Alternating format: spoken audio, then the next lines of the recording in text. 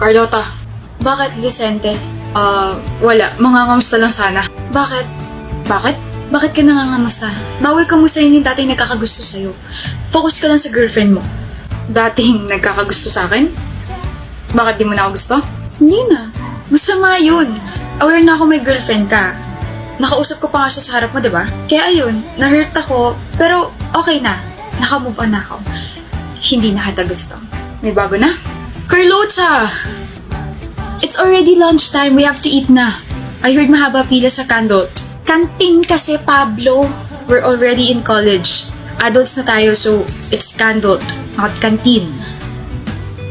Oh, yo, Vincente Mus. Vicente, hindi Vincente Mus. Halika na nga, ang kulit mo kung ano-ano na naman tinatawag sa ibang tao. Sorry, Vicente. Feeling niya kasi funny siya. Ibang tao na ako?